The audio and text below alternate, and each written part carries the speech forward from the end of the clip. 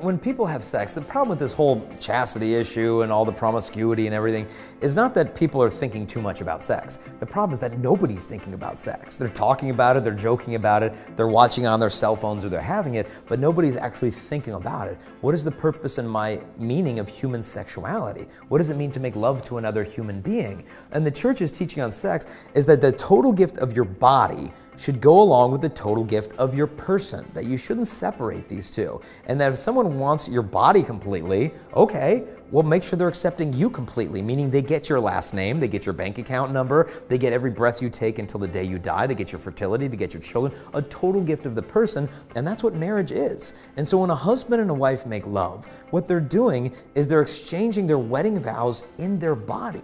Then on the church, on the day of their wedding, they made these promises and vows. Do you come here today freely, without reservation, to give yourselves to one another, good times, bad, we'll be faithful, all that stuff. And then they say yes, yes, yes. Then they go off for their honeymoon, and on their wedding night, they exchange the wedding vows in the flesh, that I give myself to you freely tonight.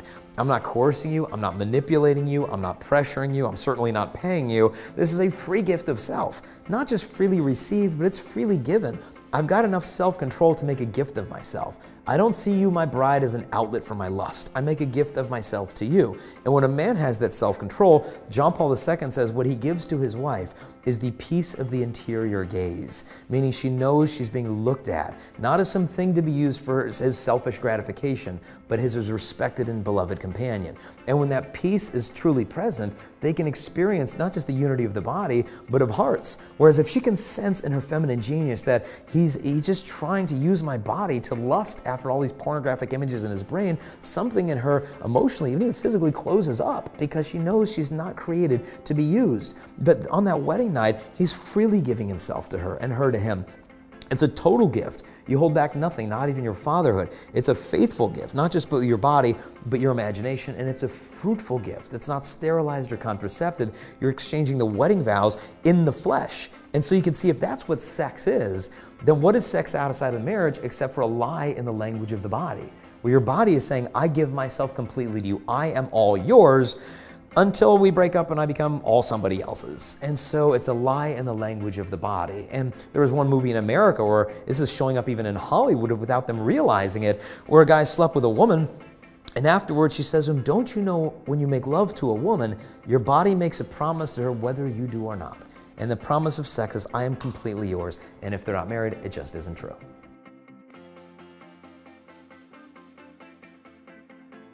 In a sense, you could say celibacy is not natural, it's supernatural.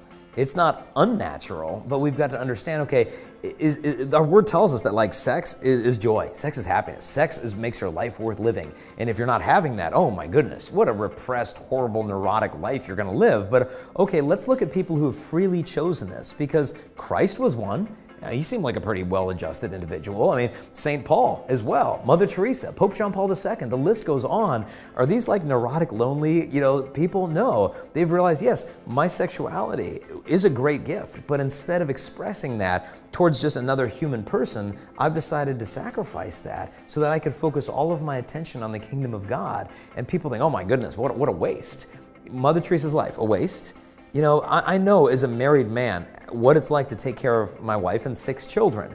And for me to try to be, take care of a whole church and be a priest at the same time, that wouldn't be fair for the church. That wouldn't be fair for my family. I know what undivided attention it requires from our priests and our nuns to give themselves fully to the church. It's not that they're not giving themselves away. They're fully giving themselves away. And they're pointing us to the fact that sex is just a sign of something to come. If you read the Bible from the beginning to end, the Song of Songs in the middle of the Old Testament is erotic love poetry.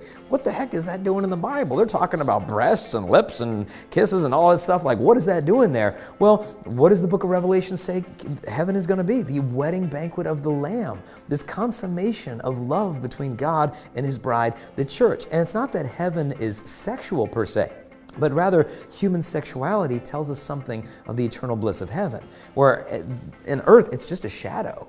It's just a sign. It just points us to the real thing. But the thing is, if we lose sight of the real thing, then this becomes the God. This becomes the thing that we worship, the sign, because we don't know what it's pointing us to. But for married couples, realize this isn't everything in life. The celibates realize that as well. And so what the celibates are doing, they're passing up the earthly sign to go straight, in a sense, to the eternal reality of total union with Christ. And so it's a sign of contradiction in the world. Like, whoa, 80 years of celibacy, what is going on with that? It's basically saying, look, there's more to life than sex. There's something even greater. But if a person is deprived of spiritual joy, they go to carnal pleasures. But a person who's filled with spiritual joy will realize, yeah, that's a beautiful gift, but God has filled my heart with different joys. And it's a puzzle to the world, and it should be.